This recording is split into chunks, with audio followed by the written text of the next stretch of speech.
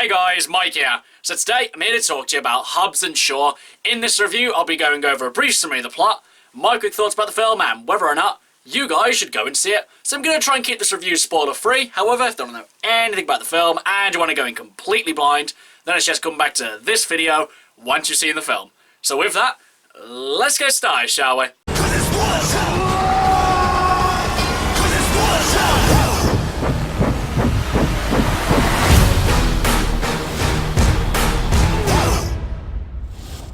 So Hobbs and Shaw sees Dwayne Johnson and Jason Statham reprising their roles as Luke Hobbs and Deckard Shaw. In Hobbs and Shaw, a deadly virus threatens to wipe out most of the world's population. So, who do they call to help them solve this crisis? Only two people who don't get along in the slightest and really hate each other. However, the two of them have to set aside their differences to work together to try and save the world. And so we have Hobbs and Shaw. So, first of all, to clarify, I've never really been a fan of the Fast and Furious movies. Not that I've seen many of them. I think the last one I actually saw was Tokyo Drift. The main reason I was just uninterested in seeing them is because I found that they'd really kind of gotten too far away from what they actually were, and they just got really silly and just really unrealistic. I know it's kind of a bit unfair to judge a series which I actually haven't watched, but for the longest time that was pretty much my assessment of the Fast and Furious franchise. Though the main reason I went to go see this movie was pretty much just as a favour to a friend. He really wanted to see this movie and he asked me to actually go see it with him. So I was like, well, okay, I'll watch this movie with you. So, going in, I just said to myself, alright, just turn your brain off, just don't ask any questions, and I'm sure that you'll find this, bearable or maybe even enjoyable. And I have to say that I really enjoyed this movie. I was quite surprised with how much I enjoyed this movie. First of all, Dwayne Johnson and Jason Statham. Though obviously their two characters hate each other, you cannot deny the great chemistry that these two actors have together. Every single one of their childish insults are just completely hilarious, and they always hit the mark. And obviously as the movie progresses, they become closer and closer, to the point where they're pretty much now friends. And it was quite a believable journey. They didn't just suddenly just flick a switch and all of a sudden they were friends. I found their journey was quite believable, and it was quite in character for them. Though obviously I don't really know anything about them, as I haven't really watched any of the other Fast and Furious movies. And that's another thing to the movie's credit. This one doesn't punish you for not knowing what happens in the other movies. It's not the case that I don't know absolutely anything about this franchise. I can pretty much take it from context, where these characters have come from to where they are now. And obviously there are one or two things that you have to watch the other movies to kind of get, but none of them are too punishing or really throw you off that you can't just enjoy this movie for what it is. But ultimately, the thing that was going to really ruin this movie for me if it went this way was if there was way too much shaky cam, because the last couple of action movies that I've seen have had just terrible shaky cam. I mean, why even have an action set piece if you're just going to shake the camera and make it completely invisible? Thankfully, this movie doesn't do that because it has two actors who can clearly do most of their own fight choreography. Probably Jason Statham can do a lot more than Dwayne Johnson does, but it doesn't really feel like the case of that Dwayne Johnson has a stunt double all the time and that Jason Statham's doing pretty much all of his own ones. It feels quite 50-50, and it feels like the two actors are really putting in equal amount of work. Though the story isn't exactly that complex, it's pretty much just, there's a virus, we have to stop it, work together, male testosterone, action, all that kind of stuff. But what the story lacks in complexity, it more than makes up in entertainment, fun, and quite a lot of heart as well. Because some people will say that Fast and Furious is about racing cars, or Fast and Furious is about heist or just bombastic action. But at its core, I think it really kind of boils down to family.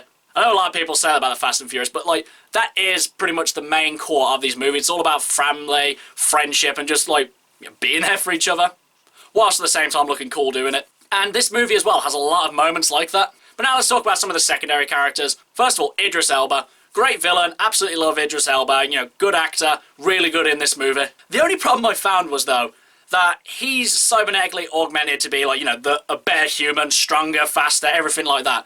But the only problem is that Dwayne Johnson's character and Jason Statham's character can pretty much do most everything that he can, except that he can probably jump a little higher and he can punch a little harder. So it begs the question, why have you got all these cybernetic augmentations when guys can pretty much do this kind of stuff without needing any of that? I know obviously Dwayne Johnson's really super strong in that, but he's not exactly Captain America or Master Chief or anything like that when it comes to being a super soldier. I mean, unless he got shot by some super soldier serum in an earlier movie that I didn't know about. But when it came to scenes like this where I was questioning it, being like, oh, this makes no sense, or why is that happening, or how is this happening in this time frame, I had to stop myself and go, no, stop it. You can't think too much in this movie, you just have to accept it for what it is. And that made me enjoy the movie a lot more. Had it been any other movie, these questions would have really bogged me down and really ruined my experience of the movie. But Fast and Furious now has pretty much got to that point where it's just crazy action and you just have to sit back and enjoy it. And I was willing to do that and had a really good time watching this one. But also, someone else who makes an appearance in this movie, who I was actually quite shocked to see in this movie, was Ryan Reynolds. Though he pretty much just plays Deadpool without the costume, it doesn't stop him from being insanely hilarious and having really great chemistry with Dwayne Johnson as well. Every single line that Ryan Reynolds has in this movie leaves you in stitches. I mean, what can you expect from the Merc with a mouth? And as well, I am kind of glad that I treated Hobbs and Shaw the same that I would most other movies that I would like to see. Didn't watch any trailers, didn't watch any interviews with the actors or anything like that, except watching Idris Elba on Hot Ones, but could not watch that. So I went into this one not knowing anything much about it or seeing any of the scenes. And that made it, obviously, a lot more enjoyable seeing it for the first time on the big screen as opposed to just seeing it in a trailer. Though I did actually watch the trailer afterwards, and I'm definitely glad I didn't watch the trailer because it pretty much gives away most of the movie. There are one or two action scenes that they don't show in the trailer, which are, obviously really entertaining in the movie. But if you haven't watched the trailer, then just don't before you go see this one. Though I have to say, I do really like the trailer. I love trailers where they mash the music with every single action that happens on screen. So they'll have a punch and the music will go along with the punch or a kick or something like that, where the music and the trailer pretty much just become one, and it's really well done. Overall, guys, I enjoyed this movie a lot more than I thought I would. Dwayne Johnson and Jason Statham are brilliant together. The comedy always hits its mark. The action, for definitely a lot of the most part, is really well done. And overall, it's just a really entertaining movie. Though, obviously, you do have to kind of turn your brain off to really enjoy this one. You can't sit there constantly asking questions, poking holes in the logic, because that's not what this movie's trying to go for.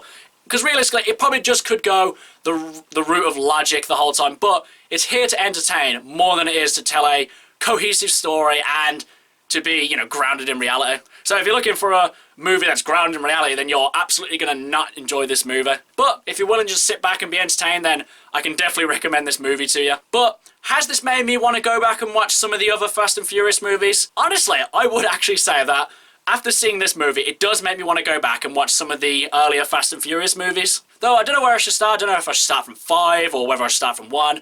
I'll just have to see how I feel in the future. Though I will say that it has made me want to go back and watch the other ones. But now, as for whether or not, you guys should go and see it. I think it's pretty obvious I'm telling you to go see this movie because there's a lot of spectacle in this movie that you can just sit back and enjoy it on the big screen. And honestly, if you're not a fan of the Fast and Furious movies, then I'd honestly say, I've been a hater of the Fast and Furious movies for a long time, and I've given it a chance, and I'm so glad that I have. So if you're willing to give it a chance, give this movie a chance, but if you're still stuck on your hating the Fast and Furious movies because they're completely ridiculous, and they're not like anything how they used to be, then, by all means, don't go see this one, but if you're willing to give it a chance, give this one a chance, because I guarantee you'll be thoroughly entertained. Okay, guys, that's my review of Hobbs and Shaw. If you've seen it, what did you think about it? And what's your favourite movie in the Fast and Furious franchise? Whatever it is, drop it in the comments below. And until next time, I've been Michael. See ya!